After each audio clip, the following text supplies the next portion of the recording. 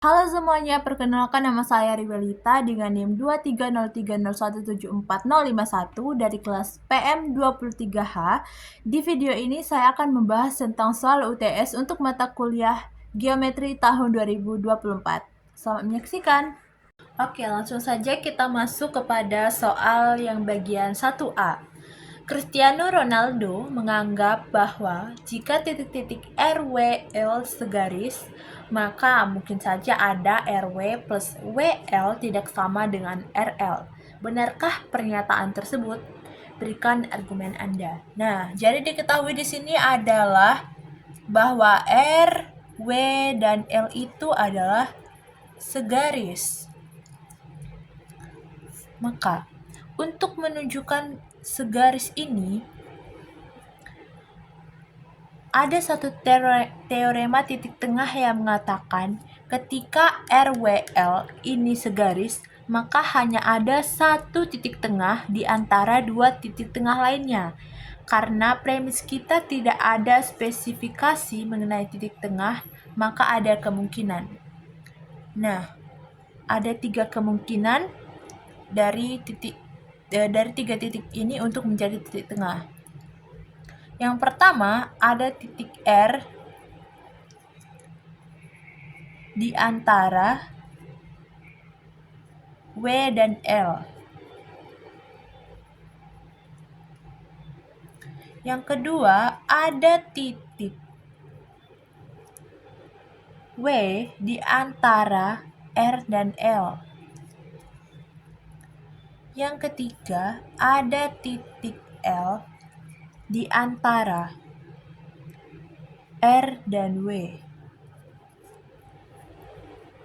Nah, maka ketika R ini menjadi titik tengah dari WL, maka ilustrasinya seperti ini.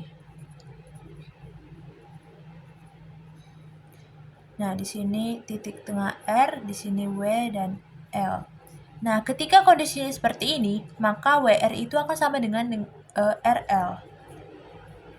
Sehingga RW plus WL itu sama dengan RL. Ini satu kondisi.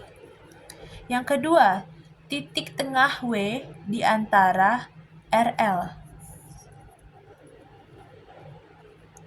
RL di sini W. Maka kondisi ini mengatakan bahwa RW itu akan sama dengan WL, sehingga RW plus WL itu akan sama dengan RL. Ini kondisi 2. Kemudian kondisi berikutnya, bahwa titik L di antara RW di sini adalah L. Maka kondisi ini mengatakan bahwa RL sama dengan LW dan RL plus LW itu akan sama dengan RW. Ini kondisi 3. Dengan demikian, pernyataan dari Cristiano Ronaldo itu benar jika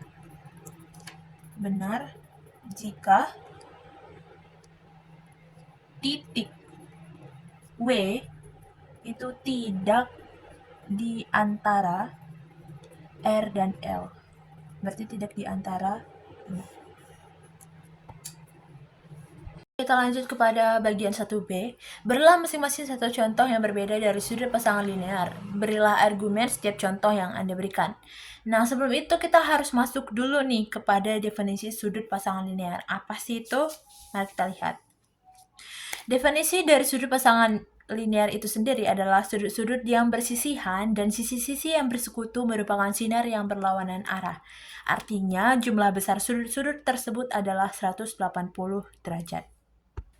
Nah, berikut mungkin satu contoh dari sudut pasangan linear di mana ada sudut R, O, dan L, dan ada sudut W, O, dan L. Nah, kenapa ini dikatakan sebagai sudut pasangan linear? Mari kita hitung ROL ketika ditambahkan dengan besar sudut. WOL itu akan sama dengan 180 derajat. Dan sudut ROL sendiri bersisihan dengan sudut WOL. Nah, kedua kondisi ini menyatakan bahwa ciri-ciri dari pasangan linear sendiri. Dengan demikian,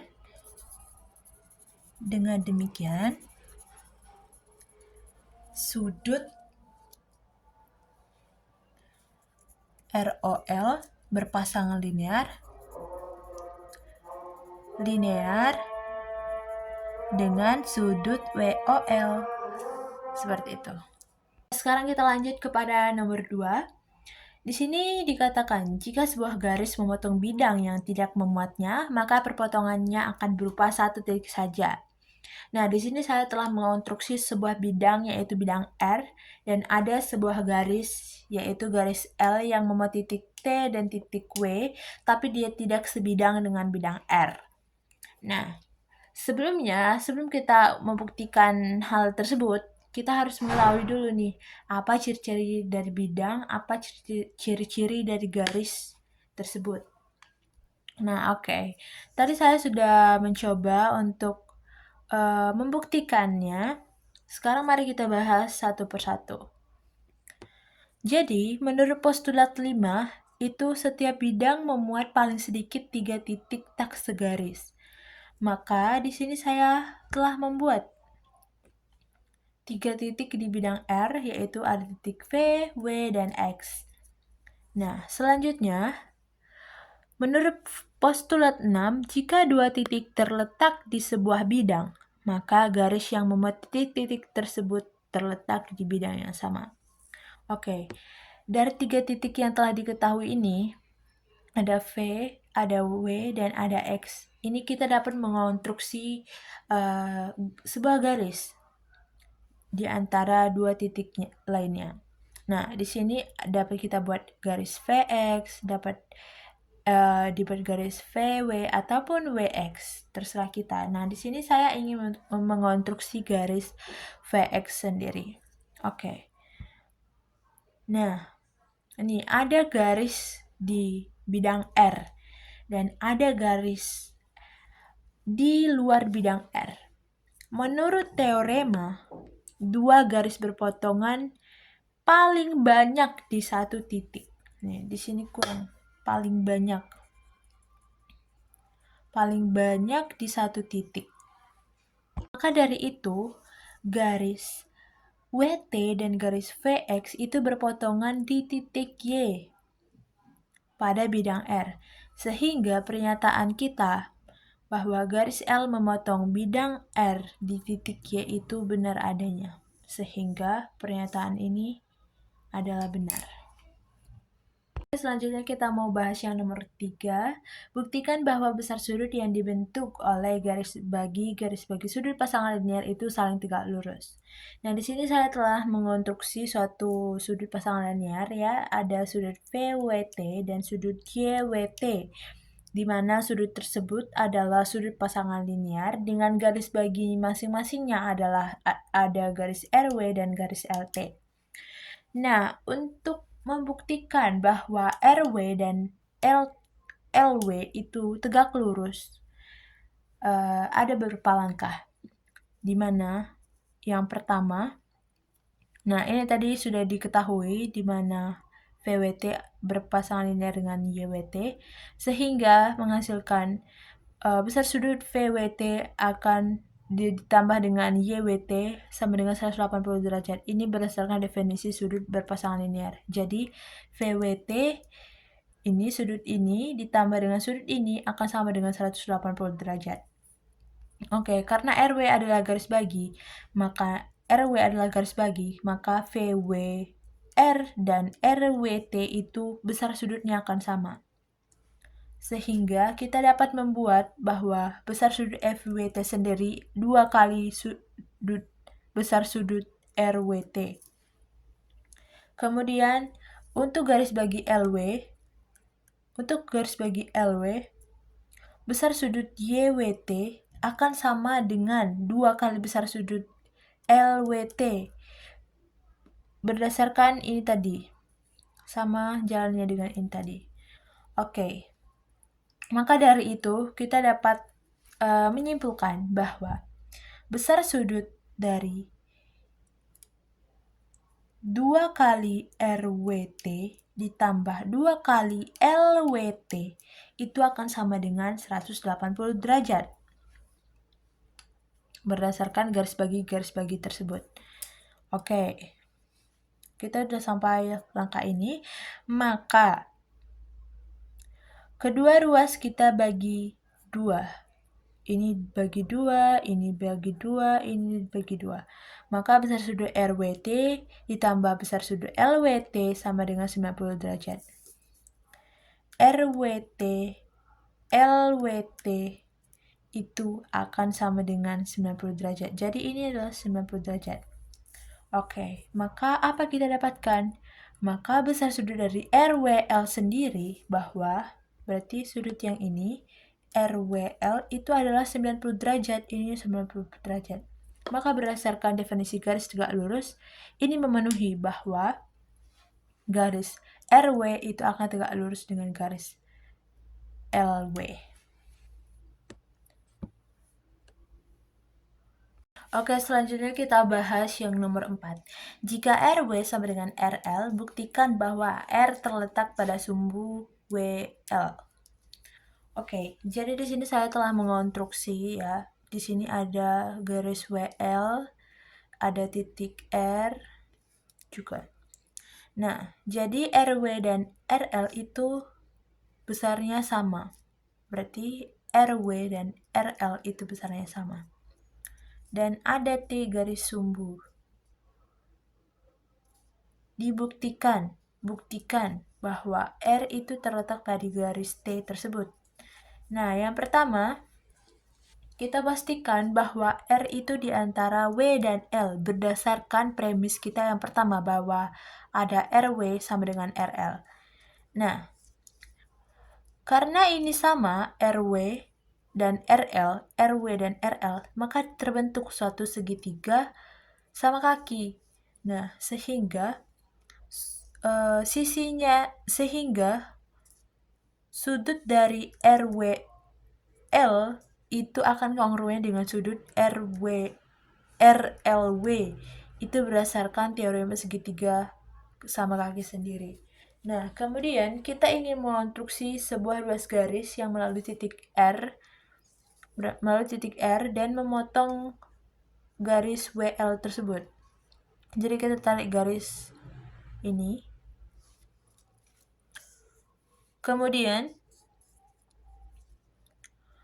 terbentuklah suatu ruas garis yang kongruen juga berdasarkan sifat refleksif, yaitu garis RX, misalnya ini berpotongan di X, terus ada garis XR. Kemudian setelah kita dapatkan ada RW sama dengan RL, ada sudut RWL kongruen dengan sudut RWL, RLW, kemudian ada ruas garis RX kongruen dengan XR, maka berdasarkan teorema sisi-sisi sudut bahwa segitiga RWX itu akan kongruen dengan segitiga RLX. Nah, dari kekongruenan segitiga tersebut, maka WX itu akan kongruen dengan XL dan sudut RXW akan kongruen dengan sudut RXL. Nah, ketika kita mengetahui bahwa sudut RXW itu kongruen dengan sudut RXL, dia juga merupakan sudut yang bersuplemen sehingga jumlahnya 180 derajat. Karena dia kongruen, maka masing-masingnya akan berjumlah 90 derajat, sehingga dia dapat dikatakan tegak lurus. Maka T ini tegak lurus dengan WL dan membagi garis WL itu menjadi sama besar, yaitu WX kongruen dengan XL, Sehingga terbukti bahwa T itu merupakan garis sumbu yang memuat titik R. Maka pernyataan tersebut dapat dibuktikan benar. Karena definisi garis sumbu sendiri, dia harus tegak lurus dan membagi bagian sama besar. Dia membagi ruas garis ini menjadi sama besar dan dia juga tegak lurus dengan garis ini. Selanjutnya kita membahas soal yang nomor 5. Diketahui segitiga RWL dengan RW itu sama dengan RL, WY sama dengan VL, WV tegak lurus dengan TV, dan LY tegak lurus dengan XY. Buktikan bahwa WT itu kongruen dengan LX. Nah, berarti perhatian kita di sini adalah segitiga yang kecil ini. Nah, kita mau membuktikan WT itu kongruen dengan LX. Maka apa yang dapat kita lakukan? Kita harus membuktikan terlebih dahulu segitiga ini, segitiga TWV, kongruen dengan segitiga XYL. Dengan apa? Oke, yang pertama, karena diketahui RW sama dengan RL, maka menurut teorema segitiga sama kaki sendiri, maka sudut TWV itu akan kongruen dengan sudut XLY. Yang kedua, diketahui WY sama dengan VL. WY sama dengan VL. Nah, lihat pada langkah berikut. Karena WY kongruen dengan VL, maka WY akan sama dengan WV ditambah VY. Gambarnya seperti ini. WY, maka WV ditambah dengan VY. Kedua, VL sama dengan YL plus VY. Berarti VL sama dengan YL plus VY. Oke, maka didapatkan WV sama dengan WT dikurang VY, YL sama dengan VL dikurangi VY. Maka WV kongruen dengan YL. Nah, maka ini adalah hal yang kedua. Selanjutnya apa? Mari kita lihat bahwa WV tegak lurus dengan TV. WV tegak lurus dengan TV, maka sudut yang dibentuk adalah 90 derajat. Kemudian ada LY tegak lurus dengan XY, LY tegak lurus dengan XY, maka sudut yang dibentuk adalah 90 derajat. Sehingga sudut TVW itu kongruen dengan sudut XYL. Nah, ini hal yang ketiga. Nah, berdasarkan hal yang pertama, hal yang kedua, dan hal yang ketiga tadi, kita dapat membuktikan bahwa segitiga TWV dengan XLY itu adalah kongruen berdasarkan teorema sisi sudut sisi. Maka WT dan LX itu adalah kongruen. Terima kasih.